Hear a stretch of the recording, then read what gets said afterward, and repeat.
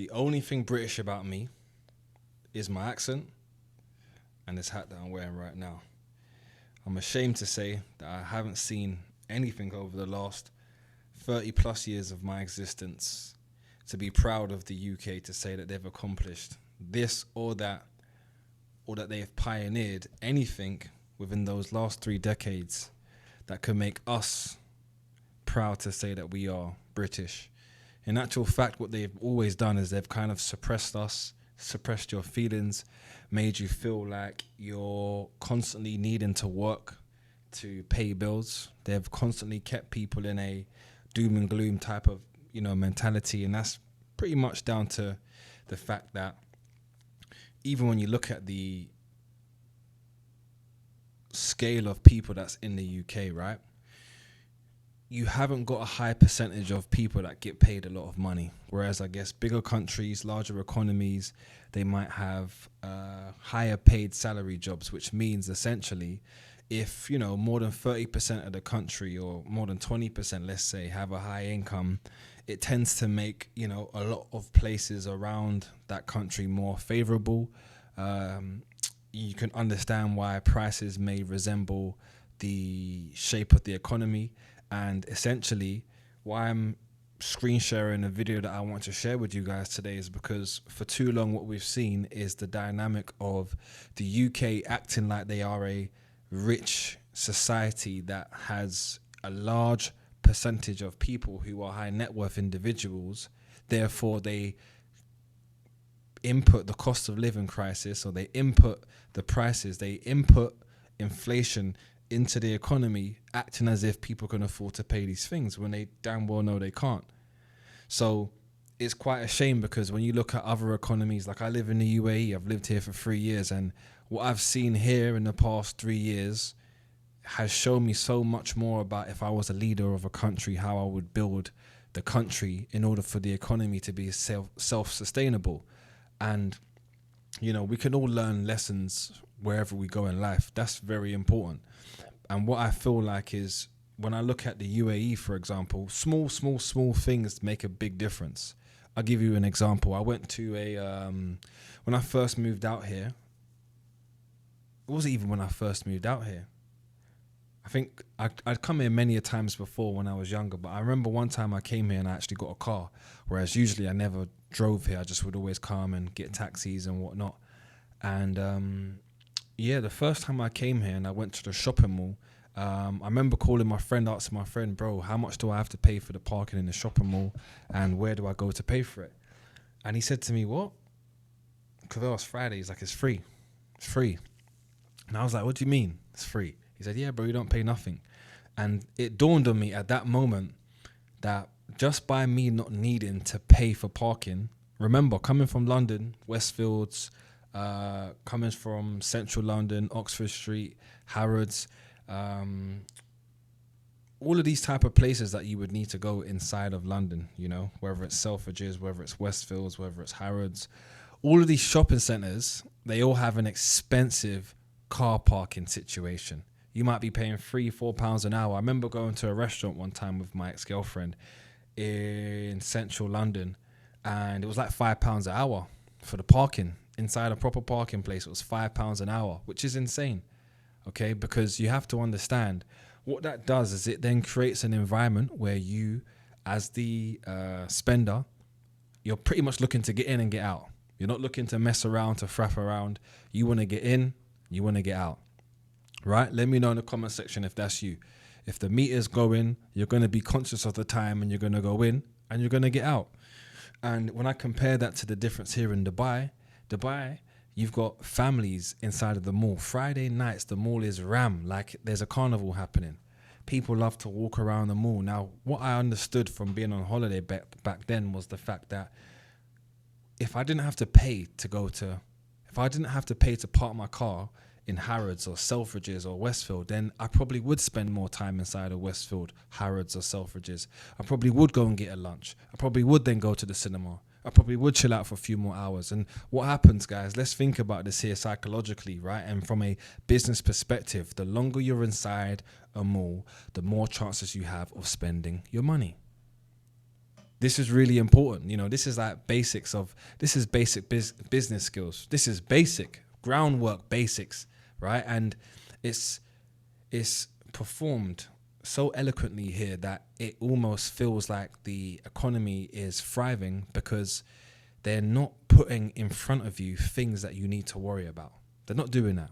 You can still get parking tickets, guys. You can still get speeding tickets, but they don't highlight these things to be the major, the major problems or the major penalties or the major highlights of enjoying your time whilst you're here.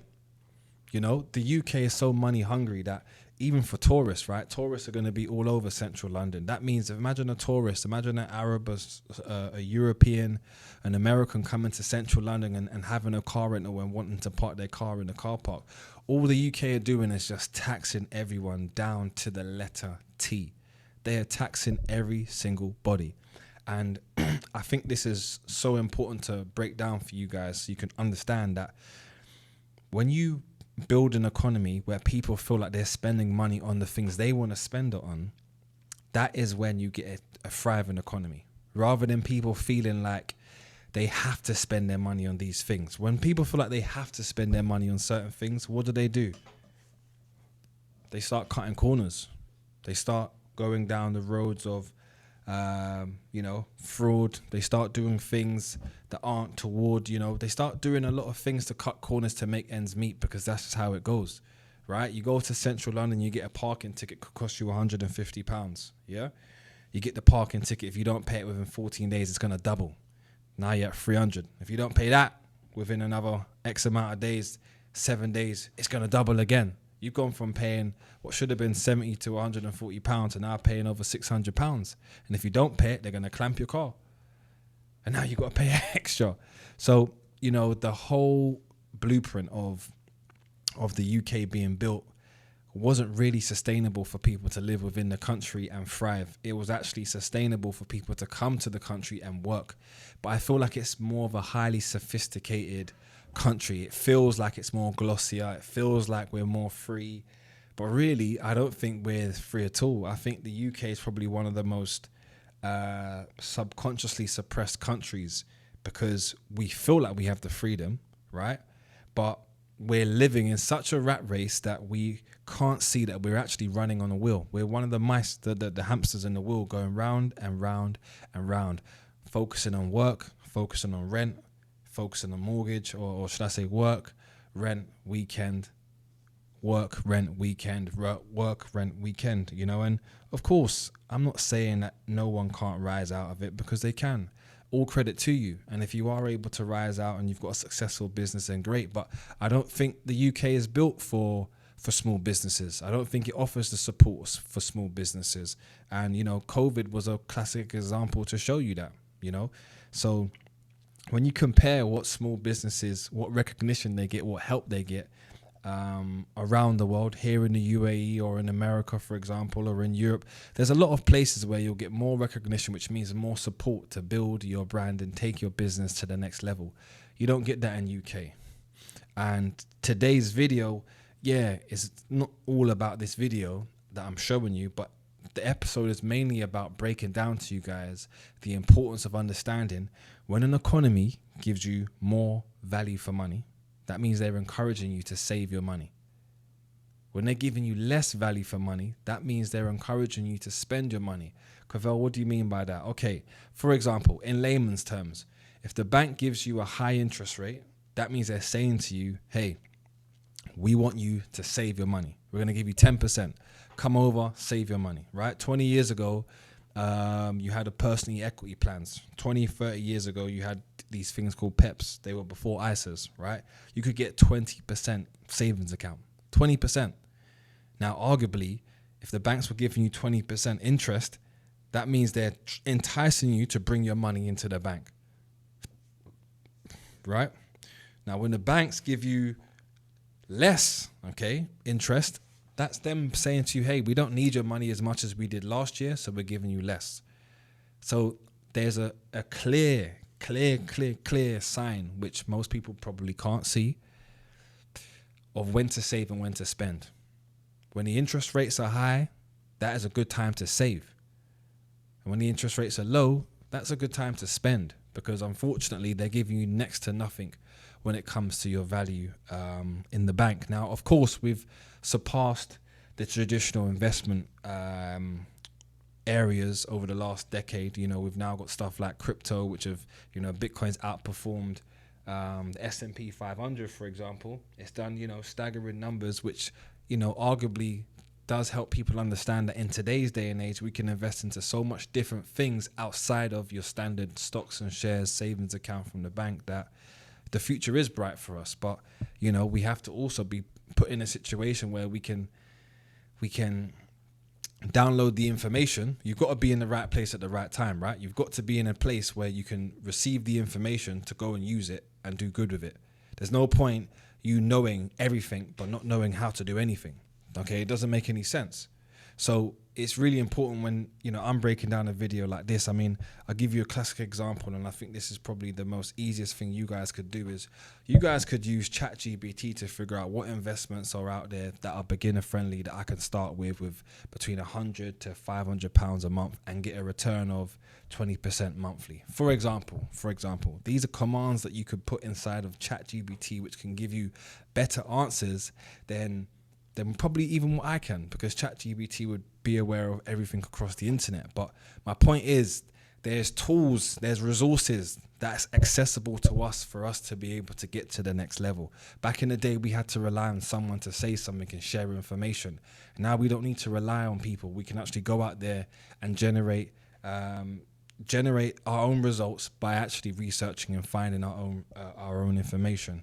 So this video is just another example as to why right now the UK is not somewhere worth living, because unfortunately the UK is putting everyone in a situation where, like I said at the start of this video, they're simply making you work. They're making you focus on paying bills. They're taxing you out of your arse. So the time you leave your house, it's about £100 you've paid, right? You got to pay you got to pay insurance tax. You got to pay council tax. You got to pay road tax if you've got a vehicle. There's a lot of things that they just unfortunately keep charging you guys for. You get penalty fees, you get speeding tickets, you know, you get TV license. You got to pay for a damn TV license. There's so much things you have to pay for. I mean, look, if you're living in the UK right now, I know you know it's not a joke, okay? I know you know it's not a joke, but they're also making it very hard for us to transfer our money out of our bank accounts. And that's also another major red flag. So check this video out. I'm now in Santander Bank, right? What are you doing, sir? I'm filming you and I'm recording this conversation. I'm coming to the bank to withdraw £2,500. Are you going to let me? I've got £11,500 in my account. Are you going to let me? Are you going to let me to have the money or not?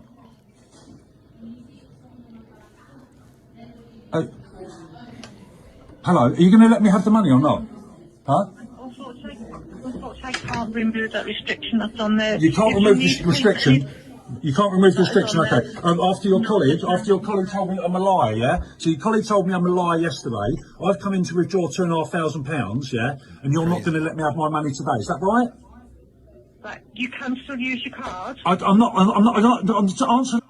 Now look, this is absolutely crazy. You can see the date up here. It says the 22nd of the 3rd month, 2025. So that's the 22nd of March. Okay, that was 4 days ago from me making this video. 4 days ago, a man walked into the bank in UK, most likely London, and he's requested to take out £2,500, which isn't even 30 or 50% of his account balance, but he's requested to take out some money, and they've simply told him no.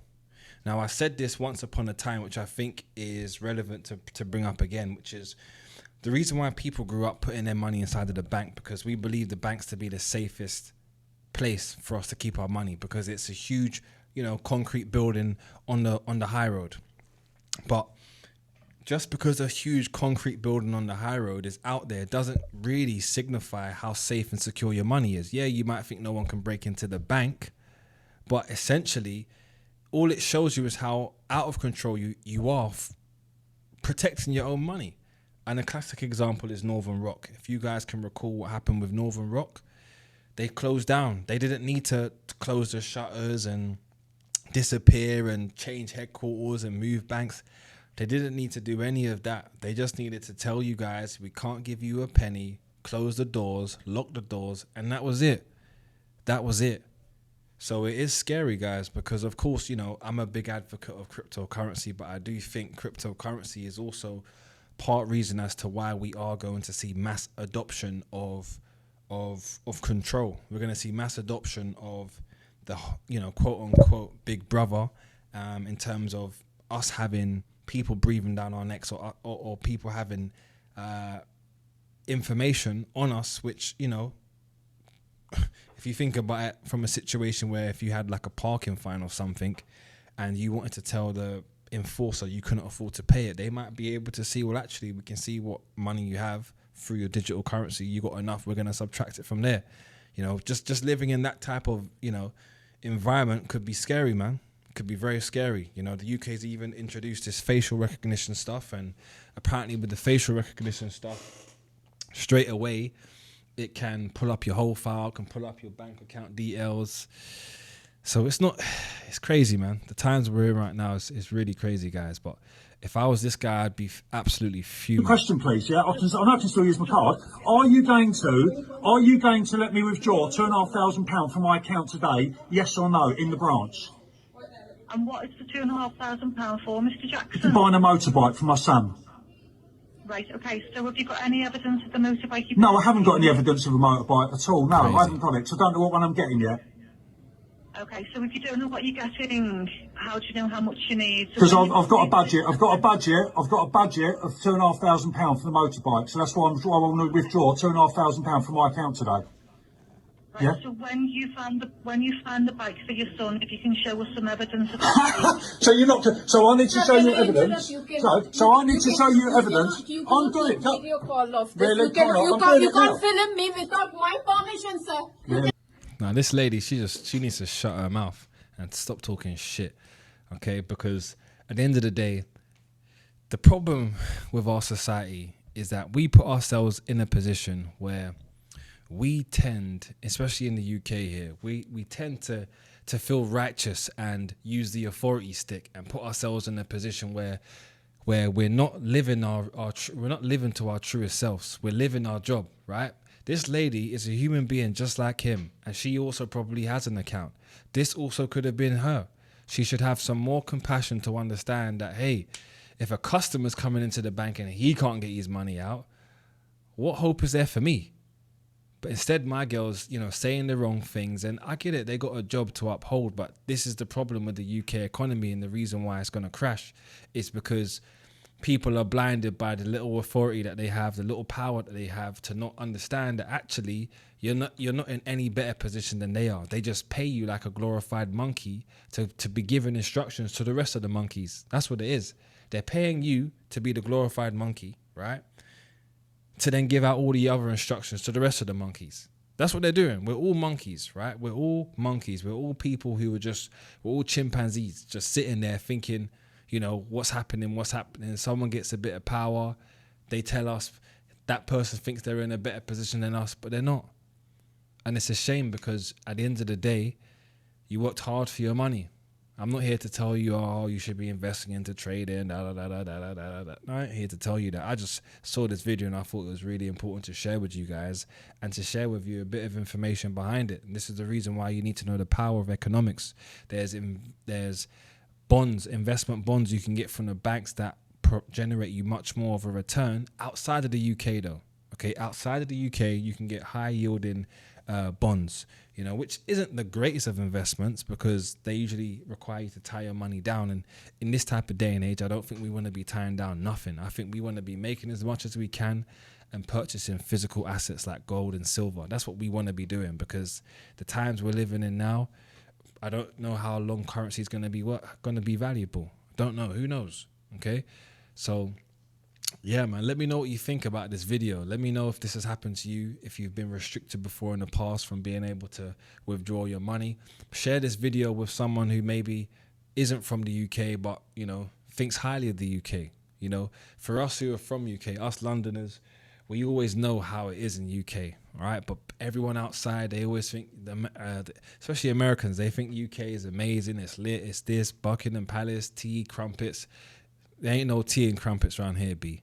Yeah, there ain't no tea and crumpets around here. So, yeah, this video I thought was really beneficial to share with you guys that more control is coming. So you need to push your money into different areas. You need to. You actually need to. Wherever you've got 10% here, 10% there, 20% here, you just need to push your money into different areas, okay? Having a cold wallet in crypto is a good idea because it means you've got it on a USB drive. It's yours. No one can tell you you don't have access to it. Having foreign bank accounts can also help you, right? So, yeah, man, I don't want to ramble on too long, but I definitely wanted to share this with you guys. I mean, if we hear the end of this video, he's just cussing, really. You're not Right. filming me So you're because not going to give me the money, no?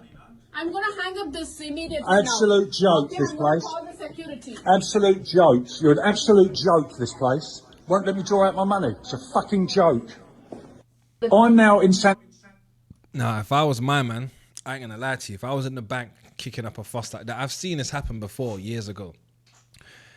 But I would have kicked up a fuss. I ain't leaving there till I get my bread. I ain't leaving there till I get my money. I'll tell you that for free. But, you know, you got to be diplomatic with your approach because at the end of the day, you can't, you know, the bull in the china shop approach doesn't necessarily work. Like I said, these people are humans. They're all chimps because they all think they've got a bit of power and they've got no compassion to understand that it's not their money. It's actually the customers. But nonetheless, guys, you have to be careful, man. You have to stay woke. The UK ain't no joke. Let me know what you guys think in the comment section. And I'll see you on the next one. Peace.